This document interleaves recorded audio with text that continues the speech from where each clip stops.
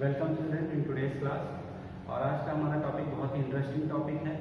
आप सभी ने एक कहावत जरूर सुनी होगी न्यूटन के बारे में कि एक बार वो एक एप्पल के पेड़ के नीचे बैठे हुए थे, कुछ सोच रहे थे या शायद कुछ पढ़ रहे हों। अचानक या शायद सो रहे हों पॉसिबली, तो अचानक उनके सर पर एक एप्पल आकर गिरता है और वहाँ पर वो चौंक जाते हैं और उनके जहन में, उनके दिमाग में एक सवाल खड़ा होता है आकर। तो सवाल ये है कि आखिर ये एप्पल नीचे क्यों आया। हमेशा साइंटिस्ट ऐसे ही सोचते हैं, वो किसी भी इंसिडेंट को एज इट इज एक्सेप्ट नहीं करते, वो उसके बारे में सवाल करते हैं। तो न्यूटन ने ये सवाल किया अपने मन में कि ये एप्पल नीचे क्यों आया, ये वहीं रुक जाता या ये ऊपर चला जाता, ये सब ना होकर वो नीचे ही क्यों आया। और न्यूटन के इस सवाल ने, उनके दिमाग में उठने वाले इस क्वेश्चन ने एक बहुत बड़ी थ्योरी को जन्म दिया जो न्यूटन लॉ ऑफ ग्रेविटेशन के नाम से आगे चल के जानी गई। क्या था न्यूटन लॉ ऑफ ग्रेविटेशन, क्या थ्योरी थी वो, क्या बताया उन्होंने, ग्रेविटेशनल फोर्स को कैलकुलेट करने के लिए कौन सा फार्मूला दिया उन्होंने, इन सभी सवालों के जवाब हम अपने अभी आगे चल के भी देखेंगे। उससे पहले हमें जान लें कि ग्रेविटेशन क्या होता है। तो gravitation is a kind of attraction force which acts between two mass body which are existing in the universe.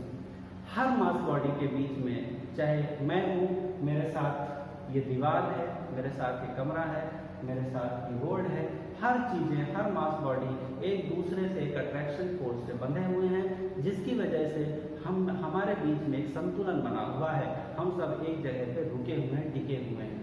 अगर ये ग्रेविटेशनल फोर्स ना होता तो हर ऑब्जेक्ट एक दूसरे से मुक्त हो जाता और सभी इधर उधर फ्लोट कर रहे होते, उड़ रहे होते, जैसे ग्रेविटी फ्री रीजन में होता है। तो हम हमारे संतुलन के लिए, हमको इस सरफेस पर बनाए रखने के लिए जो रिस्पॉन्सिबल फोर्स है वो ग्रेविटेशनल फोर्स है। इसी तरह से प्लैनेटरी मोशन में जो प्लैनेट्स हैं, जो सन के चारों तरफ घूम रहे हैं, उनको उस जगह पे बनाए रखने के लिए इतने लंबे सालों से वो वही उसी पाथ को कवर कर रहे हैं, वहाँ पर भी ग्रेविटेशनल फोर्स एक इम्पॉर्टेंट रोल प्ले करता है। तो आइए देखते हैं न्यूटन ने ग्रेविटेशनल लॉ को किस नज़रिए से देखा, उन्होंने कैसे हमको समझाया और वो एक्सप्रेशन क्या है, वो मैथमेटिकल फार्मूला क्या है जिसका यूज करके हम किसी दो ऑब्जेक्ट के बीच में ग्रेविटेशनल अट्रैक्शन फोर्स को कैलकुलेट कर सकते हैं। न्यूटन ने कहा कि सपोज करिए कि दो मास बॉडीज हैं, एक मास बॉडी m1 है और दूसरी m2 है, और इन दोनों मास बॉडीज के सेंटर ऑफ मास के बीच की दूरी जो है वो r है।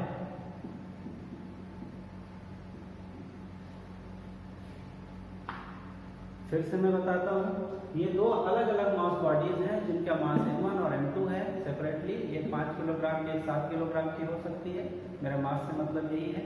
तो दोनों का अलग अलग मास है अपना, या दोनों बराबर मास के भी हो सकते हैं, ऐसा कोई बाउंडेशन नहीं है। इन दोनों के सेंटर ऑफ मास के बीच की जो दूरी है वो r है।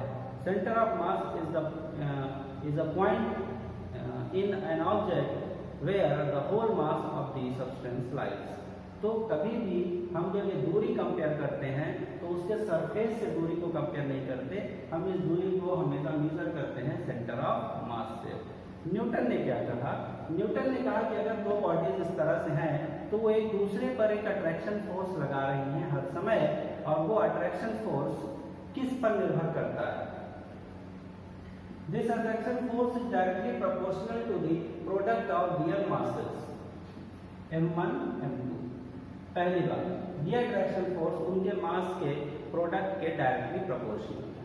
Also this f is proportional to the square of, inversely proportional to the square of distance between their center of masses।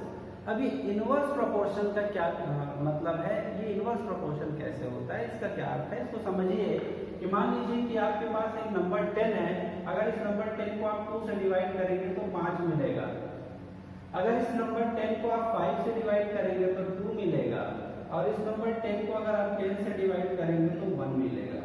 आपने क्या देखा, अगर ये डिनोमिनेटिंग फैक्टर जो है, डिनोमिनेटिंग टर्म जो है, अगर ये बढ़ रहा है तो ओवरऑल रिजल्ट घटता चला जा रहा है। इसके बढ़ने से ओवरऑल रिजल्ट में रिडक्शन हो रहा है, वो घट रहा है। इसी को कहते हैं इनवर्सली रिलेटेड होना, उल्टा रिलेशन, एक का बढ़ना और दूसरे का घटना।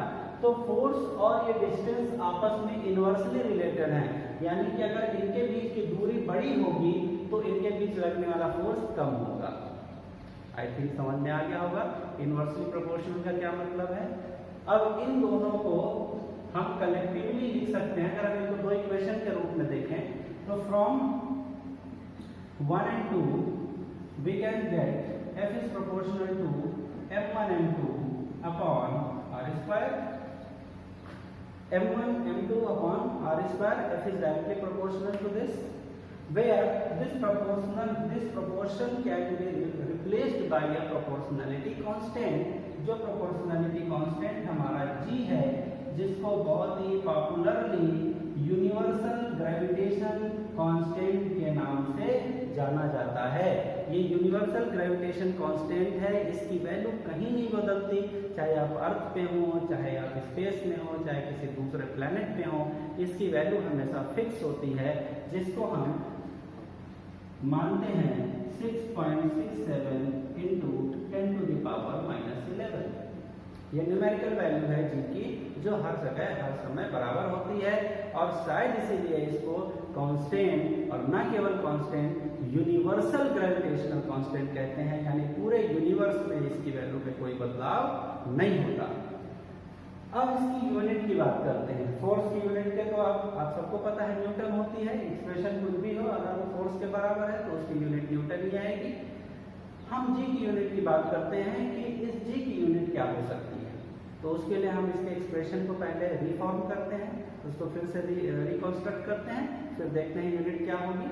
यहाँ से देखिए जी बराबर क्या हो जाएगा, ये आर स्क्वायर क्रॉस मल्टीप्लाई होकर एफ के साथ मल्टीप्लाई होगा, तो F into R square upon ये m1 m2 नीचे चला जाएगा क्योंकि ऊपर है, तो क्रॉस मल्टीप्लिकेशन में अपॉन में जाता है m1 m2।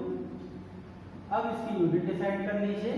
फोर्स की यूनिट न्यूटन होती है, ये डिस्टेंस है, डिस्टेंस की यूनिट मीटर होती है, उस पर स्क्वायर लगा है तो इसका मतलब मीटर स्क्वायर। और ये मास है, मास की यूनिट किलोग्राम होती है, तो यहाँ दो मासेस हैं, दोनों मल्टीप्लाई हो रहे हैं, तो यूनिट भी किलोग्राम स्क्वायर हो जाएगी। और जब वो किलोग्राम स्क्वायर ऊपर जाएगा तो बन जाएगा किलोग्राम -2। ये होती है unit of universal gravitation constant. इस तरह से हम यूनिवर्सल ग्रेविटेशन कांस्टेंट की यूनिट को पता लगा सकते हैं। तो ये हो गया न्यूटन मीटर स्क्वायर किलोग्राम -2। ठीक है। अब एक आइडियल कंडीशन की हम बात करते हैं कि सपोज करिए कि क्या होगा। आइडियल कंडीशन हमारी क्या है कि मान लीजिए कि हमारे जो दोनों मास बॉडीज हैं, ये दोनों मास बॉडीज 1 किलोग्राम की है, मतलब यूनिट मास की है। 1 किलोग्राम का मतलब हुआ यूनिट मास। सपोज दैट कि ये मेरी जो बॉडी है, ये बॉडी 1 और ये जो बॉडी 2 है, ये जो मास बॉडी 1 है ये 1 kg की है और ये भी 1 kg की है, ये दोनों 1 kg है, दोनों 1 kg के ऑब्जेक्ट्स हैं और ये दोनों 1 मीटर के डिस्टेंस से सेपरेटेड हैं। The distance between them is 1 metre. एक आइडियल केस ले रहे हैं हम। ऐसा क्यों कर रहे हैं? क्योंकि हम देखना चाहते हैं कि जो फोर्स हम कैलकुलेट कर रहे हैं और जो यूनिवर्सल ग्रेविटेशनल कांस्टेंट है ये होता है, ये जो फार्मूला होता है, तो हम देखना चाहते हैं कि ये जो वेरिएबल्स हैं, हमारे वेरिएबल कौन है यहाँ पे? मासेस हैं, दोनों मासेस ये वेरिएबल्स हैं जो बदल सकते हैं, और ये डिस्टेंस है। हम इन वेरिएबल्स को यूनिट के रूप में रखकर देखना चाहते हैं कि वहाँ पे फोर्स की वैल्यू क्या होगी। तो अगर हमारे दोनों ऑब्जेक्ट्स 1 किलोग्राम के हैं और दोनों के बीच की दूरी 1 मीटर है, तो ऐसे केस में F इज इक्वल टू हो जाएगा G 1 into 1 upon 1 square। If this whole becomes 1, F is equal to G। क्योंकि 1 का किसी भी नंबर्स के साथ, किसी भी वैल्यू के साथ मल्टीप्लिकेशन हमेशा वही वैल्यू आती है। हमने पाया F जो है वो G के बराबर है। क्या मतलब हुआ इसका? For 2 unit mass bodies if they are separated by unit distance then the force acting between them must be equal to the gravitational force acting between them must be equal to universal gravitation constant. तो उस समय ये जो force है उसकी value कितनी हो जाएगी? इतनी, जितनी यूनिवर्सल ग्रेविटेशन कांस्टेंट की वैल्यू होती है। तो आई होप कि आज की क्लास आपको समझ में आई होगी, आज की क्लास में आपने कुछ सीखा होगा। तो मैं अपने अगली क्लास में फिर आपसे मिलूंगा, तब तक के लिए गुड लक, थैंक यू।